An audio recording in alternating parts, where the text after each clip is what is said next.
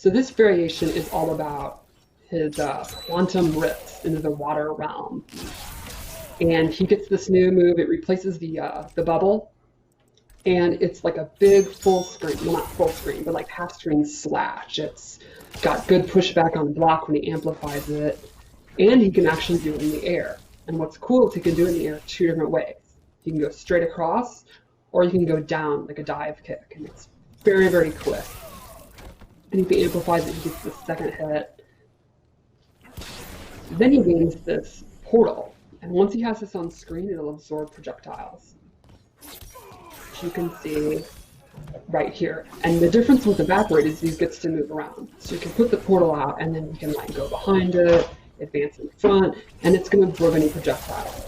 And if he absorbs two, his crushing blow is loaded, and the next time he gets the slash, he's going to get big damage. So that's an interesting way of, we've had, projectile parries in the past, which this isn't, but it is another way of controlling how someone uses projectile against you. Like you're playing against Sub-Zero, and all he wants to do is freeze you. You put that in front of you, you still have range of motion, and he's scared to throw anything at you. Exactly, and then as Derek said, he has all these special moves that have really good range, and then that complements it. He gets them to calm down and not do their zoning, and then he can kind of do the slash or his Qatar toss and stuff like that regulate all that full screen space. Yeah. The range on the Quantum Slice is just absolutely ridiculous. It's like half screen, almost full screen. And then when you put the Rift up, you can try and dash back and forth with the Air Slice as well to try and get in closer. So he's just kind of set stuff up just so he can get in because he has that up-close game to take you to Combo Town. Is that's a town, Combo Town? Yeah, back to Combo Town. So that's just a really good variation to control the other person's movements. A lot of players like to be in charge of how that person plays, kind of. Yeah, good range, good mobility, and then he gets to regulate zoning. Excellent. And I also like how we've changed. I was going to say, I like how we've changed the roundhouse. Like, he still has it, but we put a little extra flair on it because he has that, I'm a god! I can spin 3 times first and then kick you. It's awesome. Oh, the spin is so cool. And the idea of him transporting to that water world, I think, is really neat. And to be clear, that's not the Kevin Costner 90s water world. Sure. I think we all are aware of that. Okay, it's interesting because I remember when I was a kid, I was like, does Rain shoot them? Does he shoot them all the way around the world? No, it's through portals. Yeah, that's no, what it is. It would be silly. It's a portal. Yeah, we're a more realistic, grounded take on MK now. Yeah, don't be silly, Tyler. Let's take a look at the first part of Rain Variation 2. So Variation 2 has this advancing palm strike, and what's neat is you can actually delay it. You can delay it just a second, you can delay it for a real long time and get a crushing blow, or you can cancel the delay and actually got caught. Or fake it out and then backdash or go in for a throw or whatever. And so like a simple way to use this is to use the evasiveness and dodge stuff and then whiff punish it, like knock them down, go into the palm, they're going to whip their wake up attack, and then boom, you get them and break their ribs. We've all played against people who really rely on wake ups, and that's a great way every to start online making player ever.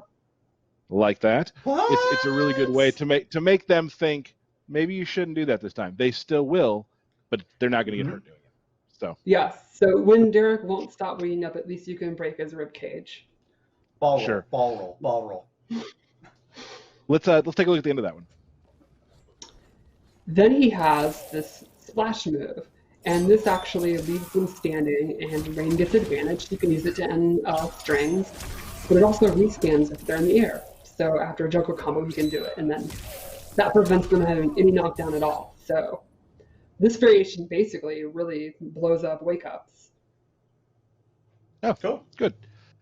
Now we have, we have a second part of Variation 2. Let's take a look at that.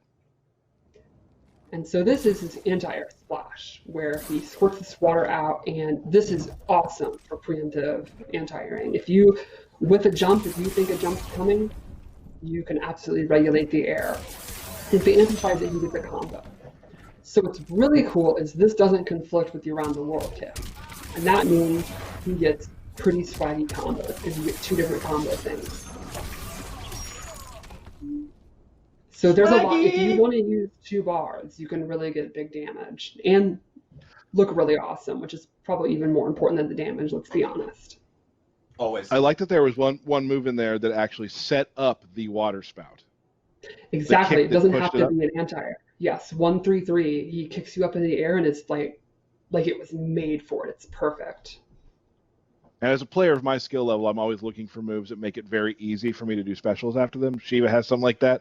This is definitely one of those. So that's Oh yeah, it's the reaction of the pop-up move is just begging you to do the water.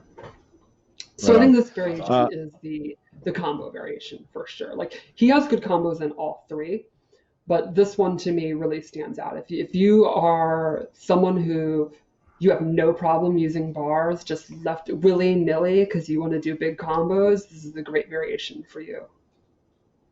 Sounds good. And let's take a look at variation 3.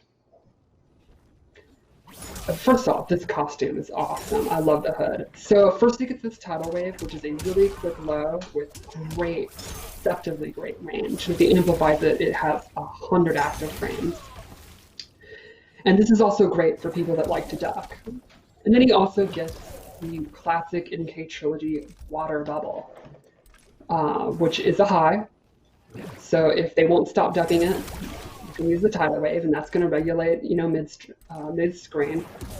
And the neat thing about the bubble is when he amplifies it, he can choose which direction they're going to fall. He gets 4 different options. So you can throw them back, over his head, straight up, or down and bounce. And it's 4 different reactions, so 4 different ways to combo them. You could throw them out of the corner, you could throw them into the corner, you could do max damage, you can get really good Oki. There's all these different options for how you combo, depending on how you have it in the water. There's no better feeling too in our games. We have a lot of characters who have a move that makes the other player have nothing they can do, and like doing it where like I can choose to throw you up, down, back, forward, doesn't matter. That's just a good feeling as a player.